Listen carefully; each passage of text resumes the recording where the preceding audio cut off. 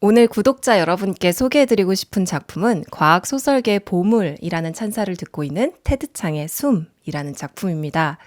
테드 창은 미국 브라운 대학교에서 물리학과 컴퓨터를 전공한 소설가인데요. 어라, 테드 창? 어디서 많이 들어보셨다고요? 바로 이것 때문이실 수 있습니다. 말 좀 무섭게 하지 말고 새끼야, 떨리잖아. 야, 창식아. 테드 창이라고 개새끼야. 그래, 창식아. 테드 창. 이씨. 아니, 창씨가 아닌데 왜 테드 창인 거야? 너 영어 이름 어떻게 짓는지 모르지? 맞습니다. 저도 극한 직업 참 재미있게 봤는데요. 아쉽게도 영화상 캐릭터인 창식이와는 테드 창 아무 관련이 없다고 하네요. 저는 단편 소설은 잘 읽지 않는 편이에요. 단편보다는 장편을 선호하는 편인데요. 저에게는 사실 이런 편견이 좀 있어요. 아니, 소설가라면 당연히 장편을 써야 하는 거 아니야? 단편만 쓰면 진짜 소설가가 아니지 라는 생각 말이죠. 또 진정한 독자라면 작품에 대해 지구력을 보여줘야 한다는 강박 같은 것에 사로잡혀 있기도 했죠. 좀 더 실용적인 측면에서 장편을 선호하는 이유는 유튜브에서 리뷰를 할 때 풍성하게 할 수 있는 이야기가 훨씬 많다는 것이었어요. 게다가 단편 소설들은 솔직히 줄거리를 미리 알고 읽으면 절대로 그 감정의 울림을 느낄 수가 없기 때문에 아주 특별한 작품을 제외하고는 리뷰를 한 적이 별로 없었던 것 같아요. 아니, 그런데 저의 이런 편협한 사고에 경종을 울린 작품집을 운명처럼 만나게 된 것이죠. 바로 테드 창의 숨이라는 단편집이었는데요. 사실 서점가를 들락날락 하다 보면 출판계 트렌드가 뭐다 이런 걸 좀 알 수 있어요. 마치 옷가게를 자주 가면 유행하는 게 뭔지 알 수 있는 것처럼 말이죠. 그런데 요즘은 이런 단편집들이 유행인 것 같더라고요. 테드 창의 숨도 그런 단편 소설집 중 하나였고 베스트셀러 코너에 위치해 있어서 언제나 눈에 밟히던 작품이었습니다. 단편 소설집인 걸 보고서는 저는 사실 사지를 않고 계속 외면하고 있었죠. 단편 소설집 자체가 베스트셀러라는 것을 보고 오히려 요즘 긴 글에 대한 독자들의 인내심이 적어져서 아마도 이런 짧은 글들이 각광을 받고 있나 보다라고 생각하면서 안타까워하기도 했습니다. 하지만 하도 여기저기서 이 책 좋다는 소리가 들리길래 아니 도대체 얼마나 좋길래 하고 표제작만 한번 읽어보기로 했었던 것이죠. 표제작이란 단편 소설집이 있으면 소설 전체를 묶는 하나의 제목을 가진 작품이 있는데요. 예를 들면 테드 창의 숨이라는 책을 읽는다 치면 바로 이 단편 숨이 표제작인 셈이죠. 저는 원래 이 숨 부분만 서점에서 선체로 읽고 사려고는 하지 않았는데 이게 보통 이제 서점에서 책을 고르는 꿀팁이라고 하면 할 수도 있겠죠. 단편 볼 때 작품집에서 가장 대표로 내세울 만한 표제작을 먼저 한번 쓱 골라서 읽어보고 살지 말지를 결정하는 것이었어요. 그런데 여느 때처럼 단편소설 숨만 읽고 덮으려고 했던 것이 테드 창이라는 작가에 홀딱 빠져가지고 제가 주저하지 않고 구매까지 했습니다. 실로 어마어마한 작품이었고요. 제가 이 단편 소설집 이후로 단편 자체와 사이파이라는 장르 소설에 대한 편견이 엄청 많이 깨졌습니다. 그래서 요즘 막 김혜란 작가니 장강명 작가님이니 아니면 뭐 박상현 작가님 작품 등 다양한 소설집을 찾느라 통장 잔고가 매우 얇아지고 있습니다. 아무튼 올해 발견이라고 생각될 정도로 엄청난 책이라고 생각하기 때문에 오늘은 맘 놓고 여러분께 무한 영업을 하도록 하겠습니다. 사실 전 과학과 철학은 한 뿌리를 가지고 있다고 생각하기 때문에 사이파이 자체에 대한 관심은 많긴 했어요. 하지만 워낙에 문순인지라 물리, 지구과학, 컴퓨터 이런 얘기만 나오면 현기증도 나고 아노미 상태에 빠지는 경향이 있어요. 그런데 이런 제가 이 소설에서 다뤄지고 있는 어려운 과학의 개념들을 전부 다는 이해하지 못했는데도 불구하고 작품의 매력에 홀딱 반해버린 것이죠. 아니, 과연 테드 창 어떤 사람이길래 이런 대단한 작품을 쓸 수 있었을까요? 제가 그래서 한번 조사를 해봤는데 이 사람 참 완전 사기 캐릭터였습니다. 장편 소설 하나 없이 중단편의 작품으로만 각종 상을 쓸어 담고 있었고요. 심지어는 휴고상의 수상작으로 선정되었지만 오히려 자신이 이 상을 거절했을 정도로 파워가 대단한 작가인 것이었죠. 아니 뭐 이래? 라고 생각하면서 그에 대해 조금 더 찾아보기로 했어요. 그는 작품 활동을 시작한 이후로 29년 동안 오직 17편의 단편과 중편만을 출품했습니다. 명성에 비해 결코 많은 양이라고 볼 수 없는 작품 수였는데요. 이는 그의 완벽주의적인 성향으로 인해 작품을 쓰는 속도가 느린 탓이라고 합니다. 그렇기 때문에 테드 창의 팬들은 그의 작품을 항상 기다리게 되는 것이죠. 저도 이번 작품을 보고 팬이 되었고 역시 다음 작품이 나오길 기대하고 있는데 아마 한참 걸릴 것 같네요. 최연소 네뷸러상 수상자라는 타이틀을 거머쥔 바 있고요. 또 제가 너무나 좋아했던 영화 컨택트의 원작 소설가이기도 합니다. 숨 전에 출간되었던 단편집으로는 당신 인생의 이야기라는 책이 있는데요. 숨 출간과 동시에 당신 인생의 이야기도 다시 역주행을 하며 서점가에서 잘 팔리고 있다고 합니다. 저도 근시일 내에 사보려고 계획 중이에요. 테드 창에 대한 조금 재미있는 일화도 들은 적이 있는데요. 제가 허남웅 영화평론가님이 진행하는 교보문고의 독서클럽에 참여하고 있어요. 제가 막 테드 창 때문에 사이파이에 푹 빠졌다고 하니까 테드 창을 실제로 인터뷰하신 적이 있다고 하면서 그 작가 인터뷰가 굉장히 힘들었다고 하시더라고요. 왜냐하면 질문을 아주 구체적으로 해야지 대답을 하셨대요. 이를테면 한국에 오신 소감이 어떠신가요? 라고 크게 물으면 잘 대답을 못하고 어리둥절해 했다고 하시더라고요.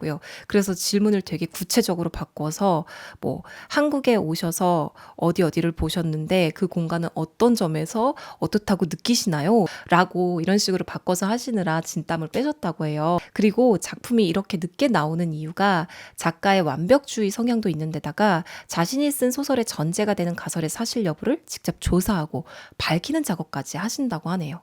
아무리 들어도 참 위대한 작가인 것만은 틀림없습니다. 동시대를 살고 있는 것이 참 고맙고 또 영광이라는 생각마저 듭니다. 이 정도의 프로필을 들으니 여러분들도 이 작품 막 읽고 싶어지지 않으신가요? 자, 그렇다면 본격적으로 책의 내용에 대해서 영업을 하도록 하겠습니다. 오늘 리뷰는 스포는 없을 거예요. 그만큼 여러분들이 꼭 읽어주셨으면 하는 마음을 담았습니다. 그래서 각 단편들의 제목과 이야기의 전제 조건만 간단하게 소개를 해볼게요. 이 작품에는요, 총 9편의 단편이 수록되어 있습니다. 우선 첫 번째는 상인과 연금술사의 문이라는 작품인데요. 인간에게는 단 하나의 시간선만이 존재한다는 전제를 가지고 쓴 작품이었어요. 즉 과거나 미래를 바꿀 수 없다는 것이 전제였죠. 주인공은 자신의 과거 혹은 미래를 타임머신인 연금술사의 문을 통해 경험하게 되죠. 그리고 이 과정에서 그는 자신의 일평생을 지배하고 있던 상처를 극복하고 스스로를 용서하게 됩니다. 두 번째 작품은 이 책의 표제작인 숨이라는 작품입니다. 이는 자신들의 존재가 필연적으로 멸망할 것임을 깨달은 인공지능들만 살고 있는 한 행성에 대한 이야기예요. 어떤 수단과 방법으로도 종말로부터 스스로를 구원할 수 없는 상황에 처한 것이죠. 만약 여러분들이 이 인공지능이라면 어떻게 하시겠나요?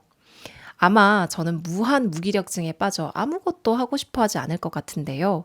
소설 속의 주인공은 이런 무기력감에 빠지는 대신 멈춰버린 자신들을 발견할 미지의 미래의 존재에게 편지를 씁니다. 그리고 이 편지의 내용이 바로 두 번째 작품이자 이 책의 표제작인 숨을 이루고 있었죠. 다음 작품도 숨과 비슷한 측면을 다루고 있어요. 바로 우리가 해야 할 일이라는 제목을 가진 작품인데요. 예측기라는 버튼을 누르기 전에 불빛을 깜빡거리는 기묘한 물건에 대한 이야기입니다. 사람들은 예측기의 예측을 피하기 위해 갖은 노력을 하게 되는데요. 즉, 내가 이 기계를 속여야지. 버튼을 누르는 척하면서 안 누른다면 빛이 들어올지 몰라. 혹은 반대로 버튼을 안 누르는 척하다가 눌러봐야겠어 라는 식의 생각을 하며 기계와 씨름을 하는 것이죠. 하지만 사람들은 곧 예측기의 예측을 절대로 피할 수 없음을 깨닫게 됩니다. 이 기계의 절대적인 능력에 의해 인간의 자유의지란 존재하는가라는 철학적 질문에 봉착하게 되는데요. 예측기를 경험한 상당수의 사람들은 무동무원증, 즉 아무것도 말하지도 행동하지도 않는 정신병에 걸리게 됩니다. 어차피 다 정해져 있는 거 아니냐, 내가 뭘 노력을 하냐라는 그런 태도였죠. 이 작품에서 테드 창의 자유의지에 대한 본인의 입장을 좀 알 수가 있었어요. 아마도 자유의지는 없다라는 쪽에 무게를 좀 두고 있는 듯한데요. 하지만 자유의지가 없다는 것보다 더 중요한 것은 그럼에도 불구하고 어떻게 살 것인가라는 겁니다. 사실 저는 이 작품을 읽고 그동안 제가 가지고 있었던 인생 무상, 허무함에 대해 얼마나 오만한 생각이었는지 깨달았던 것 같아요. 이렇게 위대한 과학자이자 철학자, 소설가인 테드 창도 우리의 삶이 한낱 먼지라는 것을 잘 알고 있음에도 인간답게 살기 위해 끊임없이 고민을 하고 있는데 저는 그런 인생의 깊이를 다 경험하기도 전에 저의 모자란 점을 인정하는 대신 인생 자체에 대한 의구심을 던지며 도피하려는 듯한 태도를 가졌던 것은 아닌가 반성해보는 그런 기회를 가졌었습니다. 네 번째 작품은 영화 허와 굉장히 비슷한 내용을 가진 소프트웨어 객체의 생애주기라는 작품입니다. 자신이 만들어낸 인공지능 팬더 잭스에 대한 애정이 깊어진 한 여성의 이야기가 담겨 있었어요. 영화 허를 재밌게 보신 분들이라면 이 두 작품을 비교해서 감상해 보시는 것도 좋을 것 같습니다. 데이시의 기계식 자동 보모와 거대한 침묵 같은 경우는 굉장히 짧은 작품이고요. 길이가 짧은 것과는 별개로 여전히 우리에게 주는 메시지와 울림은 꽤나 묵직했습니다. 그 다음은요, 사실적 진실, 감정적 진실이라는 작품인데요. 과학이 매우 발달하여 경험한 것을 모두 기억할 수 있는 장치가 사람들에게 보급되면서 일어나는 한 개인의 내면의 변화를 보여주는 소설이었어요. 이것도 정말 너무너무 재미있게 봤습니다. 자신이 보고 듣고 말하는 것을 모두 다 남길 수 있는 라이프 로깅 시스템과 이를 검색 엔진을 통해 필요한 부분을 추출하여 보여줄 수 있는 리멤이라는 검색 엔진의 존재로 이야기가 시작되는데요. 사람의 기억이란 매우 불완전해서 시간이 지나면 자체적으로 삭제, 편집, 왜곡이 일어나기 마련이잖아요. 이런 기억의 불안정성이 때로는 순기능으로, 때로는 역기능으로 작용을 하게 되는데요. 여러분은 어떻게 생각하시나요? 모든 것을 오류 없이 기억하는 세계, 궁금하지 않으신가요? 궁금하면 이 책을 꼭 읽어보시길 추천해 드립니다. 또 과학하면 종교와의 갈등을 빼놓을 수 없습니다. 다음 편 작품인 옴팔로스는 이런 종교적인 부분을 건드리고 있지만 우리가 흔히 생각하는 신이 있다 없다의 문제가 아니라 또 다른 차원에서의 인사이트를 주고 있는 작품이었어요. 마지막으로 불안은 자유의 현기증이라는 작품이 있습니다. 제목도 참 멋있고 내용도 위대했습니다. 평행우주, 평행자아라는 모티브를 가지고 있는데요. 아무래도 제가 제일 최근에 읽었기 때문에 이 9작품 중에서 가장 기억에 남는 작품인 것 같은 생각이 드네요. 사이파이 소설 혹은 SF 소설은요, 사실 제가 관심 있는 분야는 아닙니다. 하나에 설명되어 있는 개념을 놓치게 되면 소설 전체의 내용을 이해하지 못할까 조금 초조한 느낌이 들거든요. 전문 단어만 나오면 뒷목이 막 약간 뻣뻣해지고 공황 상태가 되기도 하는데요. 솔직히 말해서 테드창의 소설에도 생소한 과학 개념들이 있었기 때문에 읽는데 속도도 좀 나지 않고 어려운 느낌도 있긴 했었어요. 이런 부분은 아마 개인차가 있을 것 같긴 한데요. 과학에 대해 평소 지식이 조금 있으시다면 제가 겪었던 어려움은 염려하지 않으셔도 될 것 같습니다. 문순이인 저한테는 조금 생소하고 낯선 지점이 조금 있었다? 이 정도로 리뷰를 할 수 있을 것 같아요. 그럼에도 불구하고 정말 신기한 것이 과학적인 지식이 하나 둘 모여 큰 스토리를 구성하긴 하지만 설사 완벽하게 이런 디테일들을 이해하지 못했다 하더라도 책장을 덮었을 때 그 감정의 울림은 매우 컸었어요. 작가가 그리고 있는 큰 그림이라는 것이 지식의 장벽을 초월해서 인간의 윤리 등을 기반으로 한 그리하여 우리는 어떻게 살아야 하는가에 대한 질문을 하고 있었기 때문이죠. 정말 거짓말 단 하나를 보태지도 않고 단편 하나하나를 끝낼 때마다 느껴지는 그 통찰과 인간 삶에 대한 애정이 너무나 감명 깊었습니다. 과학이 발달하면서 인간이라는 존재가 너무 하찮고 또 우연에 의한 산물이라는 점이 점점 자명해지고 있잖아요. 심지어는 뇌과학이 발달하면서 인간의 자유의지가 진짜 존재하는가에 대해서도 부정적인 입장이 팽배함에 따라 우리의 삶 자체가 무의미한 것 같은 느낌이 드는데요. 그래서 저는 과학 관련 서적을 읽으면서 진실에 가까워지는 것을 느끼면서도 동시에 허무함과 내 존재에 참을 수 없는 가벼움에 조금 괴로움을 느껴왔던 것 같아요. 열심히 살아서 도대체 무슨 소용인가, 혹은 이 모든 것이 다 무의미한 것은 아닐까 등등의 회의감 같은 거 말이죠. 근데 이 책을 읽으니까 그럼에도 불구하고 우리는 살아야 하고 매 순간 의미를 부여해야 한다는 것을 느꼈습니다. 사실 정말 이게 말로 잘 표현이 안 되는데 테드 창의 각 작품 하나하나마다 너무 큰 깨달음과 감동을 받았습니다.